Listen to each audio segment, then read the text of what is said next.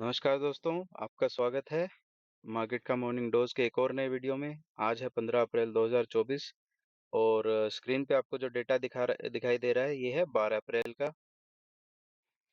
आप देख पा रहे होंगे कि कैश मार्केट में एफआईआईज ने 8027 करोड़ की बड़ी बिकवाली की है। वहीं डीआईज ने 6341 करोड़ की खरीदारी की है। इंडेक्स फ्यूचर्स में एफआईआईज ने 1996 करोड़ के शेयर्स बेचे हैं और जिसमें से मेजोरिटी 1976 करोड़ निफ्टी में ही बेचे गए हैं। Nifty bank, Nifty financial services और निफ्टी मिड कैप सेलेक्ट लगभग फ्लैट रहे। स्टॉक ऑप्शंस 370 करोड़ के बेचे हैं। इंडेक्स ऑप्शंस 8950 करोड़ के बेचे हैं। स्टॉक फ्यूचर्स 6858 करोड़ के बेचे हैं। तो स्टॉक फ्यूचर्स, इंडेक्स फ्यूचर्स और कैश मार्केट की मिला के लगभग 17 हजार करोड़ की बिकवाली एफआईआईज ने की है। ये एक बहुत बड़ा नंबर है। आजकल आप देख रहे होंगे एफआईआईज भी बिल्कुल रिटेल इन्वेस्टर की तरह ही बिहेव कर रहे हैं। इजराइल ईरान की अ, जो टेंशन है उसकी न्यूज़ पे इन्होंने बड़ा माल बेच दिया। 2-3 दिन पहले मार्केट ने ब्रेकआउट दे दिया। ये बहुत टाइम से खरीदने रहे थे तो इन्होंने बड़ा माल खरीद लिया। पहले ये ऐसा नहीं करते थे। पहले ये रेगुलरली या तो खरीदते थे या बेचते थे, लेकिन आजकल बिल्कुल रिटेल इन्वेस्टर की तरह बिहेव कर रहे हैं। जैसा माहौल बन रहा है डेली अपना ट्रेडिंग स्टाइल भी उसी हिसाब से ये बदल देते हैं। लेकिन इसमें एक खास बात है, बड़ी बिकवाली जरूर की है लेकिन ओपन इंटरेस्ट बढ़ के नहीं आया है शॉर्ट साइड पे। आपको मैं दिखा देता हूँ नेट ओआई का चार्ट भी। स्क्रीन पे नेट ओपन इंटरेस्ट का चार्ट आ गया होगा। इसमें आप देख पा रहे होंगे 10 अप्रैल के मुकाबले 12 अप्रैल को नेट लॉन्ग ओपन इंटरेस्ट घट के आया है। राइट हैंड साइड पे आपको दिखाई दे रहा होगा ऑरेंज कलर एफआईआईज की एक्टिविटी को दर्शाता है। 51,000 कॉन्ट्रैक्ट से घट के 33,000 कॉन्ट्रैक्ट्स रह गए हैं। ये इंडेक्स का नेट ओआई डेटा है। वहीं लेफ्ट साइड पे आपको शॉर्ट साइड डेटा दिखा दे रहा होगा।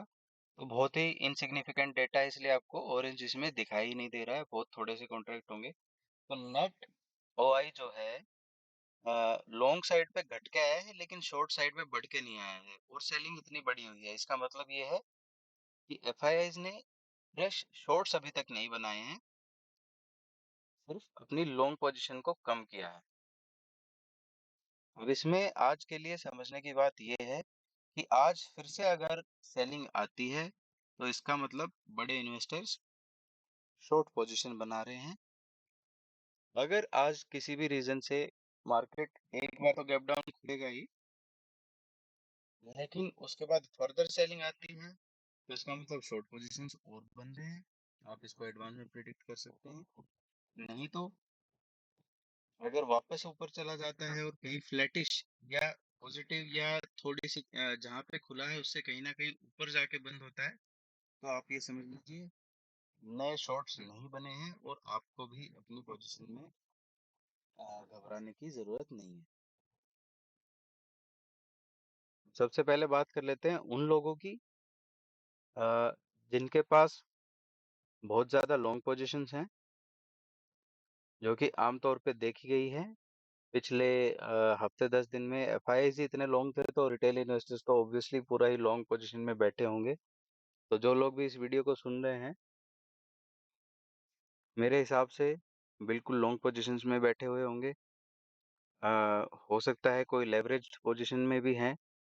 तो उनके लिए मैं आज बता दूं, अगर गैप डाउन होता है, आपको एक सर्टेन ड्रॉ डाउन अपने पोर्टफोलियो में दिखता है लेवरेज्ड पोजीशंस में, तो एक बार के लिए आपको एग्जिट कर लेना है। यही एक ट्रेडर का धर्म होता है। ऐसे दिन हमेशा आपको 3-4 महीने में दिखाई देते हैं जब बड़ा लॉस, इसलिए आपकी 10-12 दिन की कमाई एक ही सेशन में आपको जाती हुई दिखाई देती है। लेकिन उस टाइम पे आप उसको होल्ड करके होप में बैठे रहते हैं कि ये रिकवर होगा और तब मैं निकल जाऊंगा। रिकवर कई बार होता भी है लेकिन तब आप निकल नहीं पाते हैं क्योंकि फिर आपको लालच आ जाता है। तो यही फियर ऑफ लूजिंग और ग्रीड ऑफ गेटिंग मोर आपको एक लॉस मेकिंग ट्रेडर बनाता है। आज का दिन ऐसा है जिसे कोई प्रेडिक्ट नहीं कर सकता था।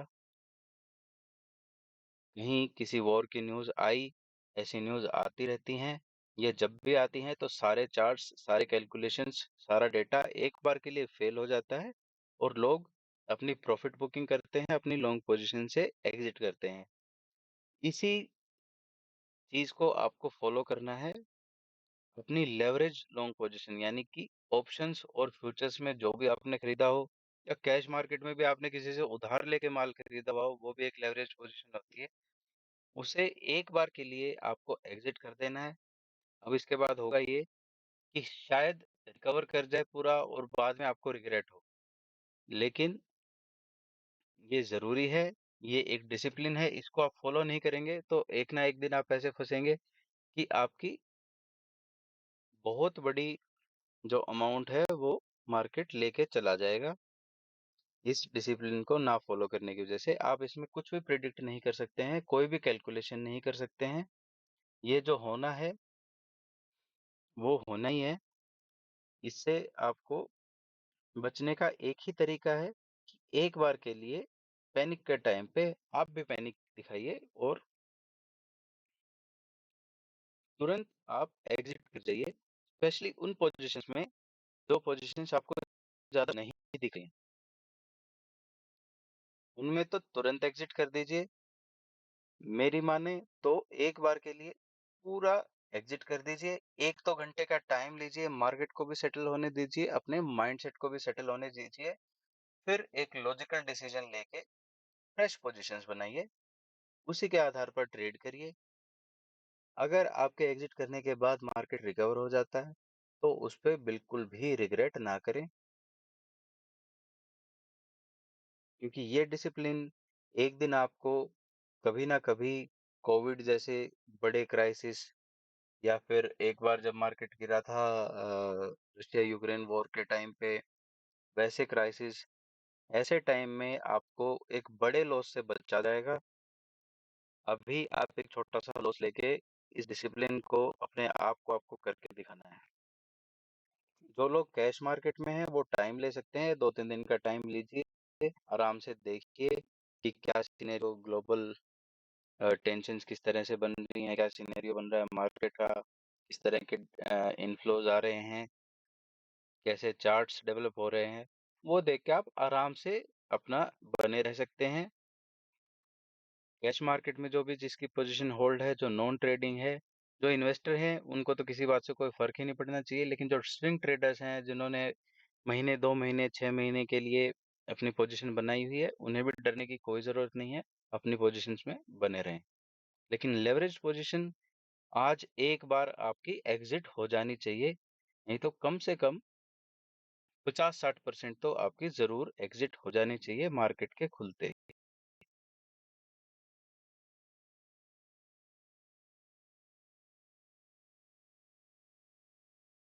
अगर आपने सोच समझ के पोजीशन बनाई है, अच्छे स्टॉक्स में पोजीशन बनाई है, किसी किसी टर्म के बेस पे आपने पोजीशन बनाई है, तो वो लगभग आपको फ्लैट या आधा 1% एक बार नीचे खुलेगा शेयर, उसी टाइम उसे एग्जिट कर दीजिए। अच्छा शेयर बड़े गैप डाउन के साथ नहीं खुलेगा, लेकिन के बाद उसमें होप ट्रेडिंग करना, उसमें वेट करना कि और ऊपर चला जाएगा या रिकवर कर जाएगा, उससे बचिए। एक बार आपको अच्छे शेयर में अगर आपकी पोजीशन है तो मौका जरूर देगा निकलने।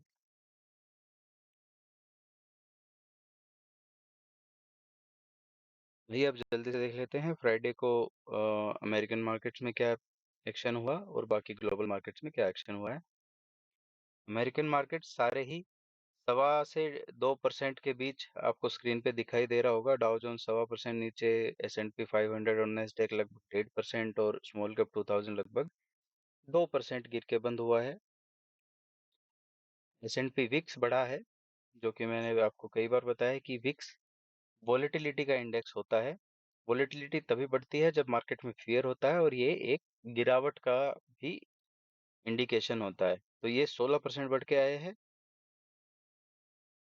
कैनेडियन मार्केट्स, ब्राज़ीलियन मार्केट्स ये कोई इम्पोर्टेंट नहीं है, इनका हमारे बाज़ार पे असर नहीं पड़ता है। हमारे बाज़ार पे असर पड़ता है FTSE 100 जो कि लंदन की मार्केट है इसका। ये इनफैक्ट बढ़ के बंद हुआ है, लेकिन ये थोड़े जल्दी बंद हो जाते हैं। ये हमारे मार्केट के बंद होने के शायद 2-3 घंटे बाद ही बंद हो जाते हैं। एक्चुअल न्यूज़ इनफ्लो जो है इसके बाद शुरू हुआ है। आज का इसका एक्शन ज़्यादा इम्पोर्टेंट रहेगा। यूरो स्टॉक्स फ्लैट बंद हुए, लगभग 0.25% गिर के।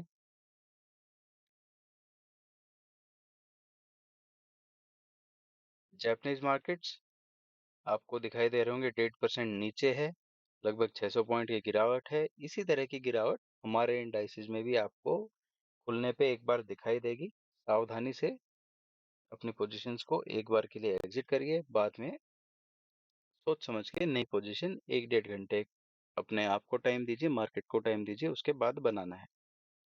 यही एज ए ट्रेडर आज आपका टेस्ट है।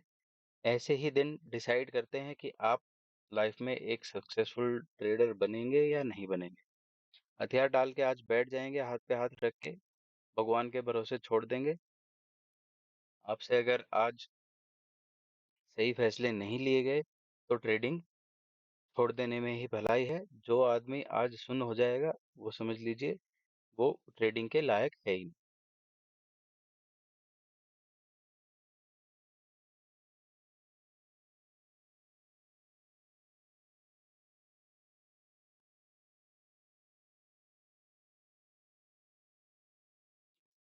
एक बार फ्यूचर्स पे नजर डालते हैं। यूएस फ्यूचर्स 50 पॉइंट ऊपर ट्रेड कर रहे हैं। US 30, US 100 38 पॉइंट ऊपर ट्रेड कर रहा है।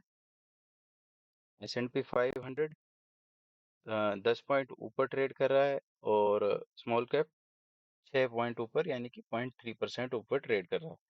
तो ऑल इन ऑल 0.25% के आसपास की तेजी फ्यूचर्स दिखा रहे हैं। गिफ्ट निफ्टी 132 पॉइंट नीचे के संकेत दे रहा है। 132 पॉइंट इससे पहले वाले दिन भी 150 पॉइंट के आसपास इससे पहले वाले दिन भी गिरा होगा। USD INR में बड़ा उछाल है।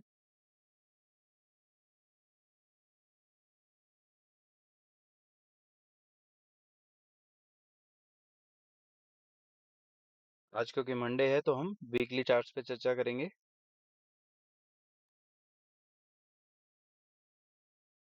यह डाउ जोन्स के फ्यूचर्स का वीकली चार्ट।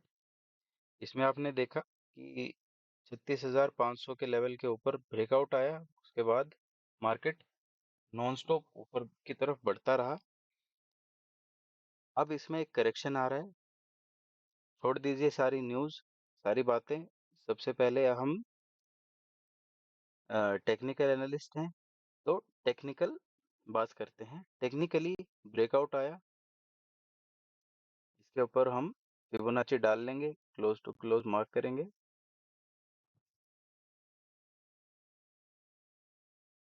रिसेंट जो स्विंग लो था उस लो से लेके और अपने टॉप तक का हमने फिबोनाची लगाया है। यहाँ आपको दिखाई दे रहा होगा कि एग्जैक्ट 23.6% की करेक्शन के ऊपर इस week US markets Dow Jones industrial average ने क्लोज दिया है। थोड़ा सा इसके नीचे ही क्लोज दिया है। इस हफ्ते जो देखने के लिए इम्पोर्टेंट लेवल है वो है 36,955 का। ये गोल्डन फिबोनाची लेवल कहा जाता है। 38.2%। इन जनरल आप जब भी देखेंगे तो भागते हुए स्टॉक्स और इंडाइसेस हमेशा 38.2 के लेवल करेक्शन देने के बाद आपको आमतौर पे घूमते हुए दिखाई देंगे और वो वापस अपना बुल रन स्टार्ट कर देते हैं। या फिर गिरते हुए जो स्टॉक्स होते हैं वो जब ऊपर जाने लगते हैं बीच में अपनी किसी पुलबैक या रिकवरी के लिए, तो आमतौर पे आप देखेंगे कि 38.2% के फिबोनाची लेवल तक ही वो जाते हैं। उसके बाद वो फिर से अपने ट्रेंड में चलना स्टार्ट कर देते हैं। तो एक इम्पोर्टेंट लेवल 23.6% पे अभी हम हैं। 36,955 का एक बड़ा सपोर्ट इसके लिए रहने वाला है। यहाँ तक आके मुझे उम्मीद है मैक्सिमम यहाँ तक गिर के, अगर ग्लोबल न्यूज़ फ्लो कुछ ज़्यादा नेगेटिव नहीं रहा, तो यूएस मार्केट्स अपनी रिकवरी स्टार्ट करेंगे और वापस ऊपर की ट्रेजेक्टरी में जाना स्टार्ट। US 100 नेस्डेक जो है, क्योंकि इसको रन कर रहे हैं, इसमें जो मेजोरिटी पार्ट है, जो वेटेज है, वो है बड़ी कंपनियों की, जो कंपनियां यूएस की ही नहीं दुनिया की सबसे बड़ी कंपनियां हैं। एप्पल, माइक्रोसॉफ्ट ने फैंटास्टिक सेवन कहा जाता है। एप्पल, माइक्रोसॉफ्ट, एनवीडिया, amazon और भी दो तीन कंपनियां हैं जो इसमें, टेस्ला। तो ये कंपनियां जल्दी से, इन पे कोई फर्क नहीं पड़ता है, ये अनहार्म्ड रहती हैं छोटे मोटे न्यूज़ फ्लोज से।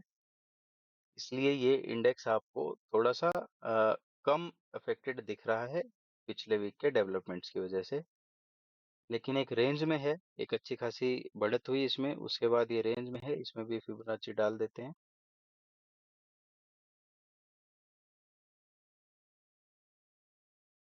इसके ये अगर गिरता है तो इसके लिए सपोर्ट का लेवल रहेगा 17,350 के आसपास।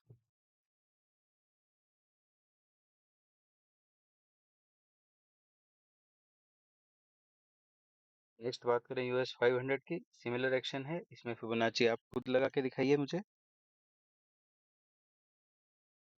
और कमेंट्स में बताइए कि 23.6% और 38.2% के क्या लेवल्स निकल के आ रहे हैं और कहाँ से इसमें फिबोनाची आपको लगाना चाहिए।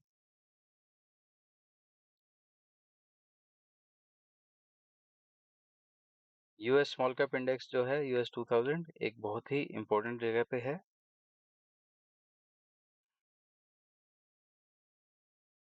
ये इसका एक लेवल था जो कि लंबे टाइम तक, लगभग 2 साल के लिए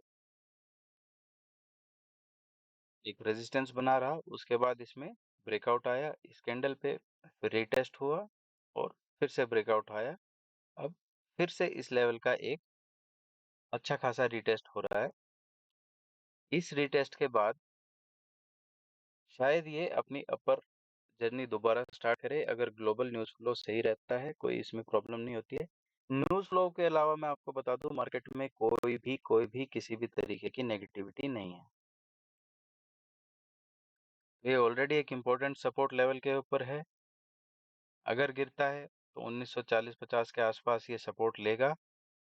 इससे ज़्यादा की गिरावट मेरे को फिलहाल इसमें दिखाई नहीं देती, अनलेस कोई सीरियस वॉर ही गल्फ में ना छिड़ जाए।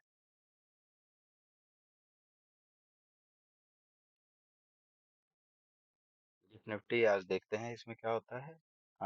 कल इसके बारे में डिटेल डिस्कशन करेंगे।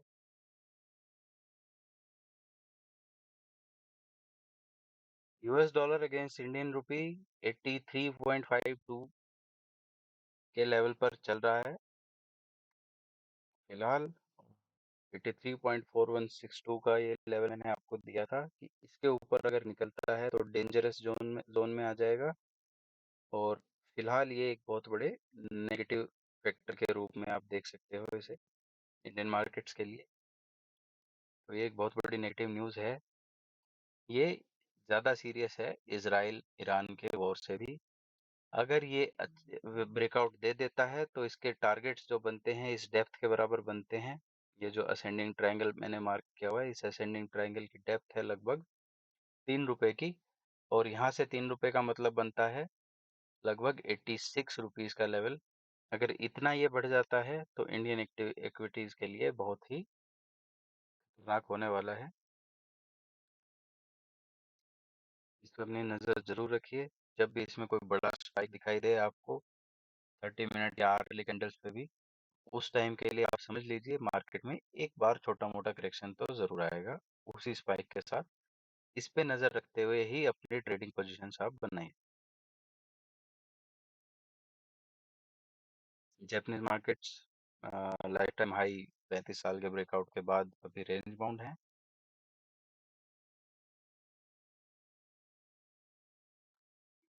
यहाँ जो सबसे ज्यादा डराने वाली चीज है वो है ये गोल्ड। अभी तक तो आ, मुझे भी अच्छा लग रहा था कि गोल्ड बढ़ रहा है, सिल्वर भी बढ़ रहा है, लेकिन फिलहाल इसका बढ़ना अच्छा संकेत नहीं है, क्योंकि पिछले हफ्ते के न्यूज़ फ्लो से सारे मार्केट्स गिरे हैं। एक चीज उसके पहले बढ़ रही थी, बिटकॉइन भी बढ़ रहा था, सारी क्रिप्टो करेंसी बढ़ रही थी, सारे मेटल्स बढ़ रहे थे, सारे दुनिया के इक्विटी मार्केट्स बढ़ रहे थे, साथ में करेंसीज भी मजबूत हो रही थी, बॉन्ड यील्ड्स भी बढ़ रहे थे। सब कुछ एक साथ जब बढ़ता है तो अ, ये एक बहुत ही रेयर सिनेरियो होता है, ये सारी चीजें एक साथ नहीं चलती हैं। इनमें से एक चीज जैसे गोल्ड ज्यादा चलता है तो इक्विटीज मार्केट्स उतना नहीं चलती हैं, लेकिन लिक्विडिटी मार्केट में अच्छी हो तो गोल्ड भी चलता है और इक्विटीज भी चलती हैं। तो वो एक अच्छा संकेत होता है कि मार्केट में लिक्विडिटी अच्छी है। लेकिन फिलहाल नेगेटिव न्यूज़ फ्लो में इसमें जो बाइंग हो रही है ये दिखाता है कि सरकारें गोल्ड खरीद रही हैं।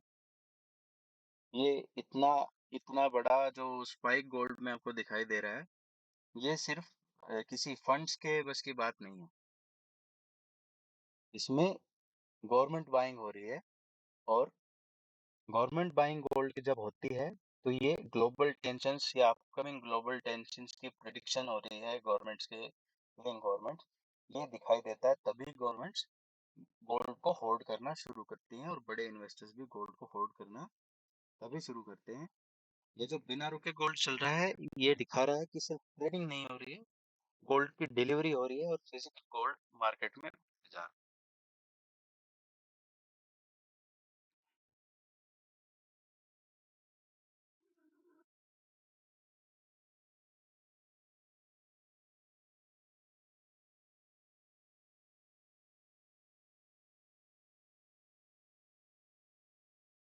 निफ्टी, बैंक निफ्टी में कोई खास बदलाव अभी तक नहीं है। ये मैंने आपको पहले से लेवल्स मार्क करके दिखा रखे हैं, आप पिछले वीडियो में जाके देख सकते हैं। कुछ भी नया अभी तक नहीं है।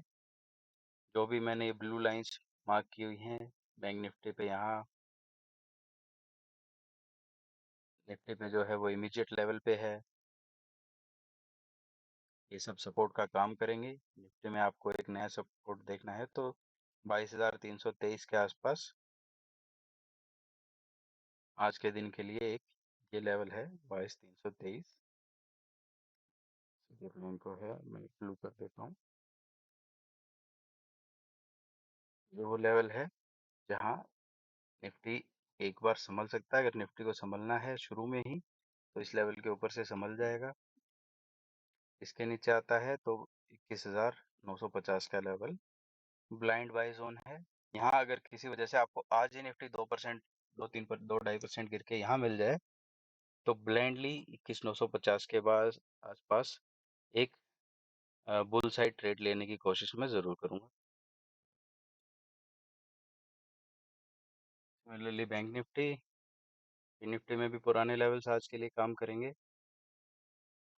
Mid cap select volume action अच्छा हुआ था, इसमें 11,070 के ऊपर ही लॉन्ग पोजीशन के बारे में सोचा जा सकता है। तब तक के लिए mid cap small cap shares में एग्जिस्टिंग पोजीशन में बने रहने में कोई बुराई नहीं है। इस वीक के एक्शन के बाद हम देखेंगे कि कैश मार्केट की पोजीशन का हमें क्या करना है। स्मॉल कैप इंडेक्स आपको लाइफ टाइम हाई ब्रेकआउट दे चुका है। एसडीआईएनआर की चर्चा हम कर चुके हैं। इंडिया विक्स में बता दूं कि मैंने आपको पहले भी बताया था, ये लाइन मैंने ड्रॉ की थी सपोर्ट की पिछले वीडियोस में 10.58 के आसपास, कि यहाँ से इंडिया विक्स सपोर्ट लेगा और एक बार के लिए ऊपर जाएगा लगभग 14 के लेवल तक, यहाँ ये जा सकता है।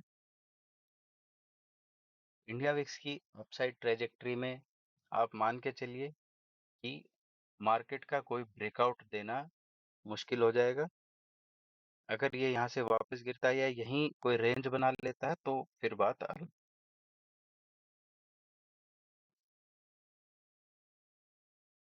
स्टॉक्स के बारे में बात करेंगे दूसरे वीडियो में, अभी वीडियो लंबा हो गया है। आज के लिए मैंने आपको अपना सजेशन दे दिया है। फिर भी मैं डिस्क्लेमर दे दूँ, डिस्क्लेमर आप डिस्क्रिप्शन में भी डिटेल में ज़रूर पढ़िएगा। मेरी किसी भी स्टॉक में, किसी भी इंडेक्स में कोई भी खरीदारी और बिकवाली की राय नहीं है, मैं आपको सिर्फ अपना ओपिनियन बता रहा हूँ। आपको कोई भी डिसीजन लेने से पहले अपने विवेक का इस्तेमाल करना चाहिए और अपने फाइनेंशियल एडवाइजर की सलाह लेनी चाहिए। इसी के साथ वीडियो को ख़त्म करते हैं। Thank you.